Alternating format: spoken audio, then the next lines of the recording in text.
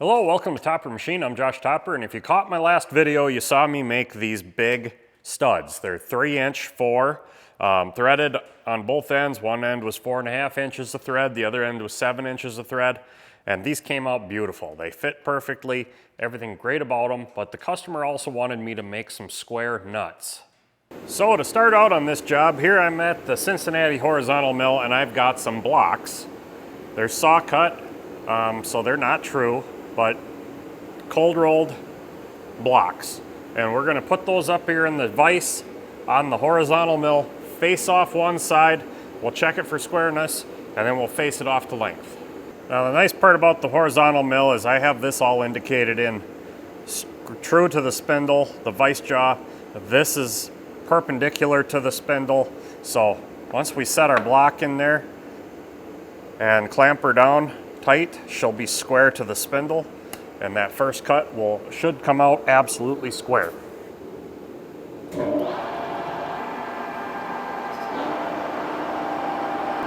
So we're going to start out by bringing this in, just touching it off, and we'll probably take about 20 thou on this first pass and just see how we look.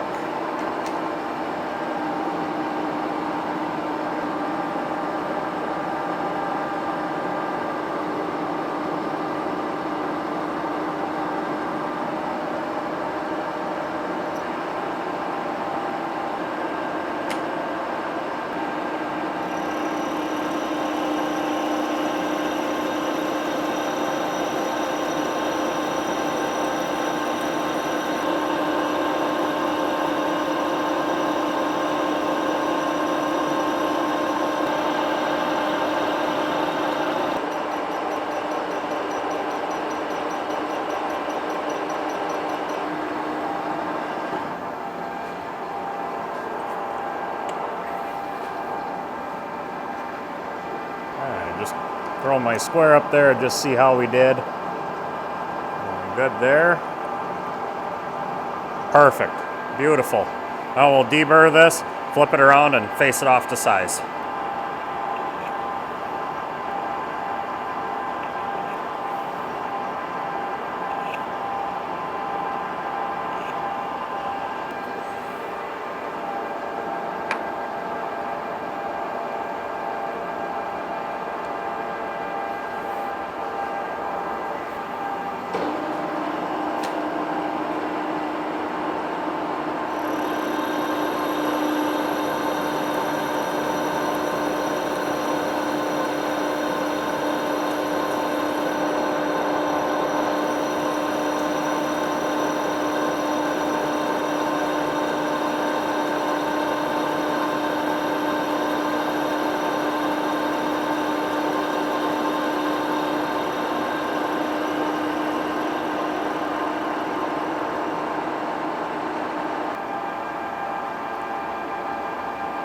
$125 thou to go, so we were 2 5/8. We're going to 2.5 thick.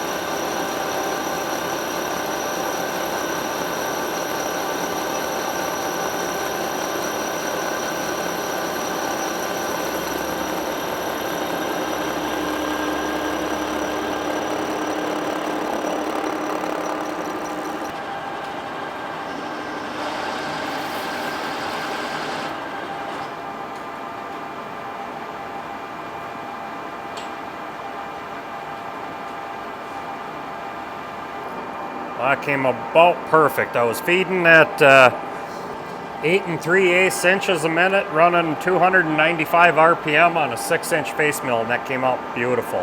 That's exactly what I want for a surface finish. So I'll get this deburred, and then we'll go center drill it to put it up in the 4-jaw. So the next step on this is to center drill the block to find center for when we put it in the 4-jaw chuck. And I would generally do this over on the Bridgeport just because it's quick and easy, but it's set up with a different job. So we're going to go ahead and use our edge finder, find our edges of the vise, get that indicated, and then we'll go in with the center drill in the horizontal spindle and just center drill them that way.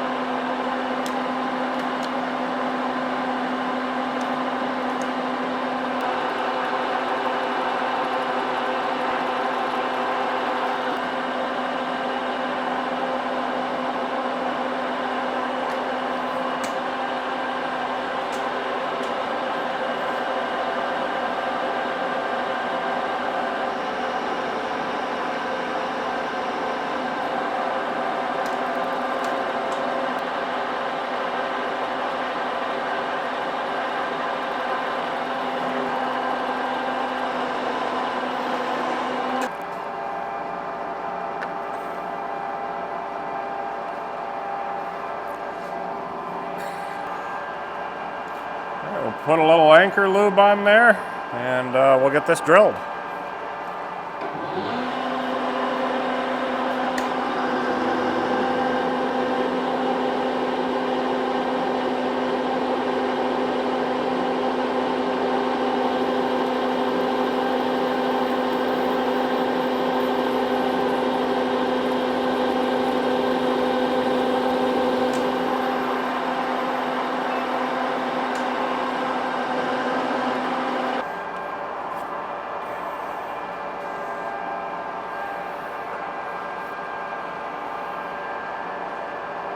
All right, so I'm over here at the 4-jaw.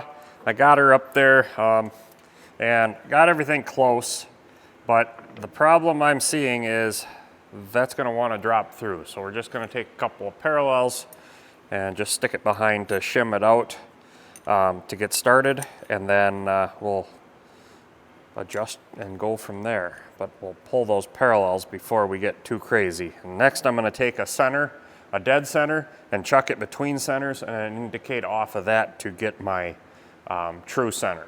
All right, so I had a little change of plans here because I couldn't hold them in place where they needed to be. I took rare earth magnets, I've got little ones like that, and just stuck it to the jaws, and that will hold these parallels right in place. We can just leave them there, we'll work out just fine.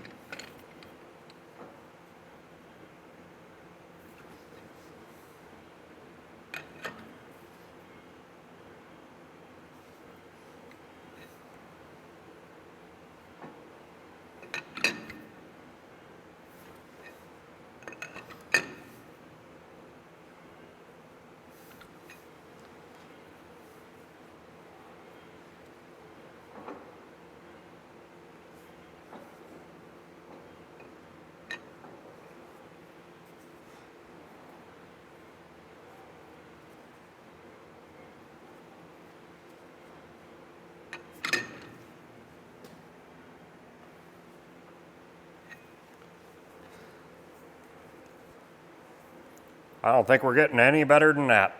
Perfect. So now generally something like this, I would flip the jaws around and, you know, set it flat on the jaw itself and run in the other way, but there isn't enough clearance once I drill through and start threading. There won't be enough clearance to clear the jaw, so I would have to make an adapter, which at some point I'm going to make a little spacer that'll have a set screw to clamp on there on the jaw, but push it back so that I'm just gripping by a little bit, you know, out towards the end. And that'll make this a lot more usable for stuff like this. All right, so fortunately for me, I was able to get a spade drill insert the right size for the 3" 4 threads that we got to cut. So we'll just be able to go in with the spade drill, plow through it, and then thread it. It'll be right to size.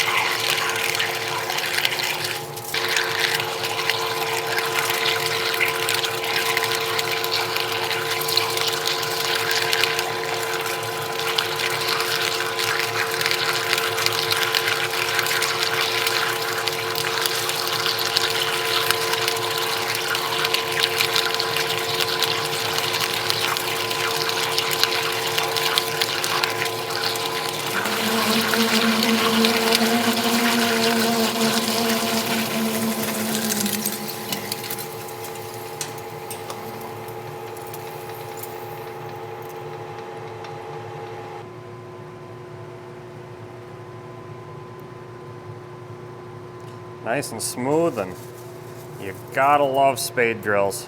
Look at those beautiful chips. Now, in order to do this job, my original threading bars that I've been using for years weren't big enough. They were a Kennametal top-notch insert holder for a number 3, and I needed a number 4 for internal threads. And so I scoured the internet, and I was gonna order a brand new one, but I found this one on eBay for $100. And I don't think it's ever been used, but this is the exact tool we need for this job. All right, I got my bar in there and my insert. I'm gonna come in, do the starting chamfer, and then I'm gonna go to the back side and do the ending chamfer. Just get that done out of the way. So let's get that done first here.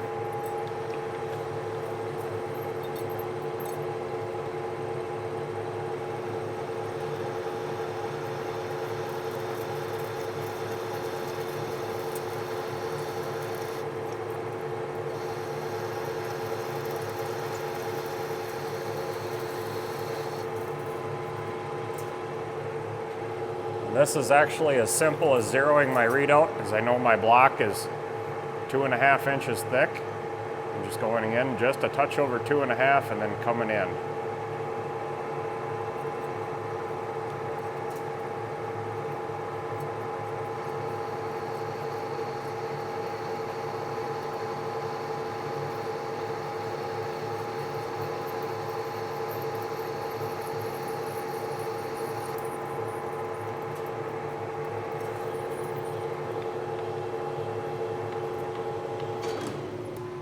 All right, nice starting chamfer, and I'm sure we won't be able to see it at all. And no, but just reached in there and felt it, and we got a nice ending chamfer, about equal it feels. So perfect. Now we'll go ahead and touch off and start threading. I'm already set up for my 4-pitch. We'll just touch off, we're there. Zero my readout. And I'm going to go ahead and take 50 in the first pass with the cross slide.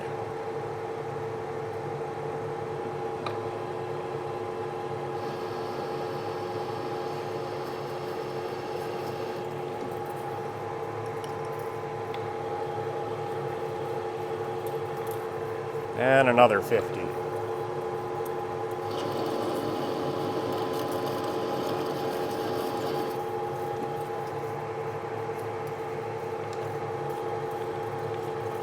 That may have been a bit much on that one, so we're going to go another 20.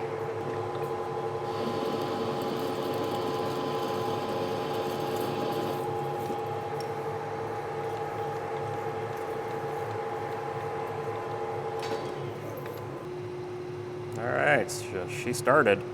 I'll go ahead and start putting coolant on this, and we'll just keep threading.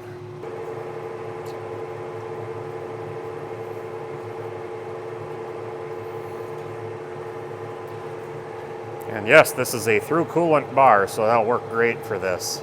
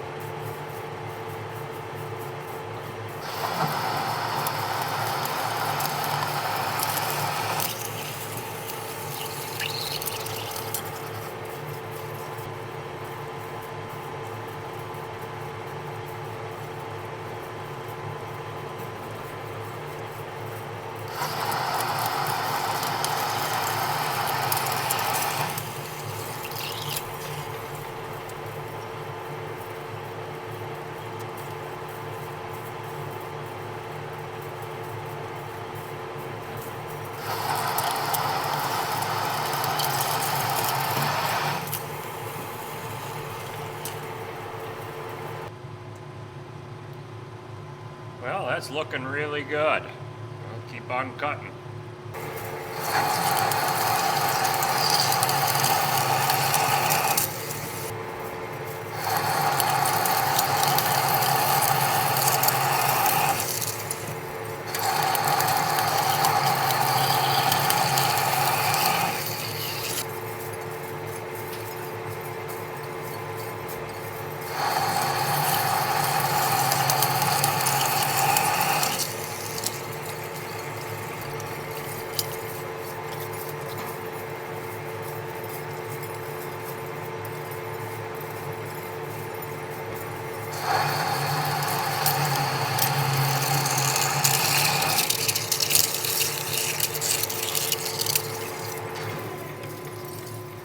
All right, so when I made all those shafts, the studs, I threaded all those and I made a plug gauge, go, no go gauge basically. I made it out of a piece of DOM because it'd be a lot lighter than trying to fight the big piece up there. And I made it snug to the nut. So it didn't take much under that to be to size. So if this fits in nicely, I know we'll be right at size where we want to be. So let's give this a try. All right, here goes nothing.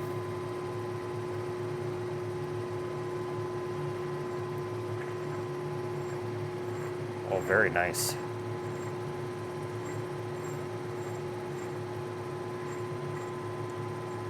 Very nice. Not a lot of movement, but very nice. Now, just for sake of argument, I'm gonna grab one of the shafts that's a little bit on the tight side and we'll see how we fit.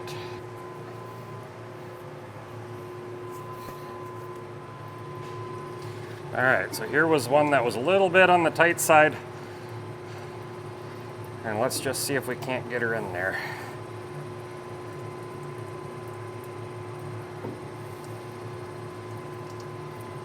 There, it started. This is why I made that go, no go gauge, because this is very heavy and awkward.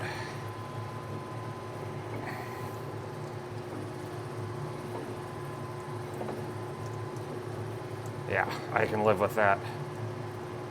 That's pretty good. All right, let's get this sucker out of here and take a look at it from the backside, see how she all looks.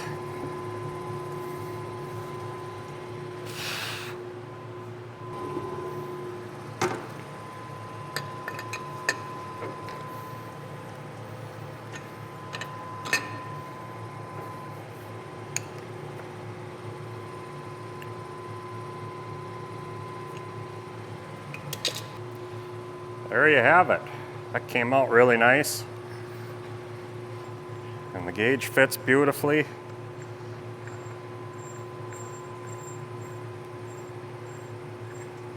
Fits on the shaft nicely.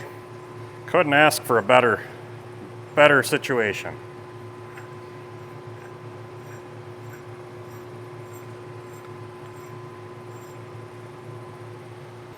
Well, one down, 7 more to go, and then this job will be ready to ship. Well, I hope you enjoyed today's video. Obviously, it's kind of hard to film internal threading just because it's hard to see. But I hope you enjoyed the video. You saw a lot of cool stuff. We used the Cincinnati horizontal mill and the Lion lathe, and they both perform beautifully. And check out my website, toppermachine.com, for my web store. If you're interested in anchor lube, we're selling that. We got the hats, coffee cups, the pin jaws, and we're working on more pin jaws of different sizes. So we're working on 4-inch and 8-inch as well as the 6-inch. So check that out. We've got both mounted and unmounted. So if you got an oddball chuck, you can get those.